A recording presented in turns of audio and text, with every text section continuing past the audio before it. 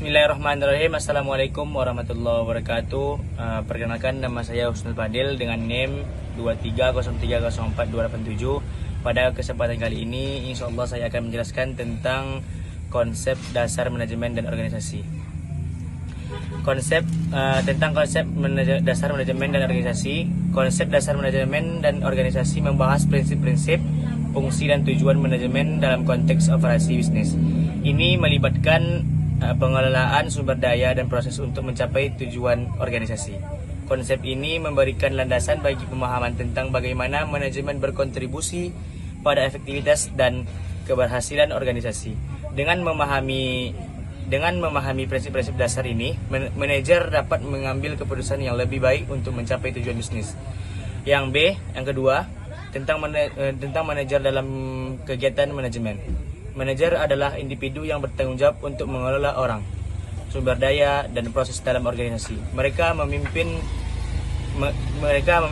mengarahkan, dan mengkoordinasikan upaya untuk mencapai tujuan organisasi. Peran manajer sangat penting dalam memastikan bahwa sumber daya organisasi digunakan secara efisien dan tujuan organisasi tercapai. Dengan keterampilan kepemimpinannya dan manajerial yang tepat, manajer dapat memberikan kontribusi yang signifikan terhadap kinerja organisasi. Yang C, tentang tanggung jawab sosial dan etika manajemen. Tanggung jawab sosial dan etika manajemen membahas peran dan kewajiban organisasi terhadap masyarakat, lingkungan, dan pemangku kepentingan lainnya. Ini melibatkan pengambilan keputusan yang memperhitungkan dampak sosial dan lingkungan dari tindakan organisasi. Dengan memperhatikan tanggung jawab sosial dan etika, organisasi dapat membangun reputasi yang baik, mendukung keberlanjutan lingkungan, dan mempertahankan hubungan yang positif dengan masyarakat dan pemangku kepentingan. Adapun yang D, tentang perencanaan dan manajemen strategi. Perencanaan dan manajemen strategi melibatkan pengembangan tujuan jangka panjang dan rencana aksi untuk mencapainya. Ini melibatkan analisis lingkungan, penetapan tujuan, pemilihan strategi, dan implementasi rencana. Perencanaan dan manajemen strategi membantu organisasi mengidentifikasi peluang dan tantangan, mengarahkan upaya organisasi, dan mencapai keunggulan kompetitif. Ini menjadi dasar bagi pengambilan keputusan yang berorientasi pada masa ke depan. Adapun yang E, tentang mendirikan dan memperbarui organisasi. Mendirikan dan memperbarui organisasi membahas proses pendirian organisasi baru atau perubahan signifikan dalam organisasi yang ada. Ini melibatkan perencanaan, strukturisasi, dan implementasi perubahan organisasi. Proses ini memungkinkan organisasi untuk menyesuaikan diri dengan perubahan lingkungan dan mengembangkan kapabilitas baru untuk meningkatkan kinerja. Ini juga memberikan kesempatan untuk inovasi dan pertumbuhan jangka panjang.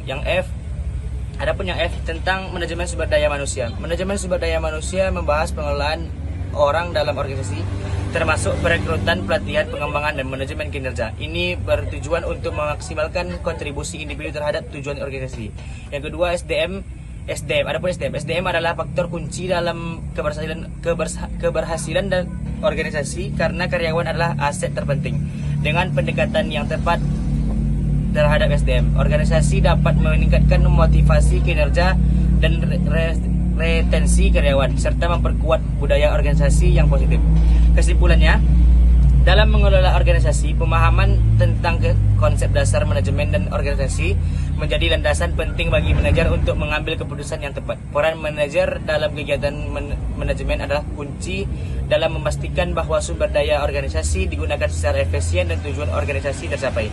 Namun, dalam melakukan tugasnya, manajer juga harus memperhatikan tanggung jawab sosial dan etika, serta mempertimbangkan dampak sosial dan lingkungan dari keputusan yang diambil.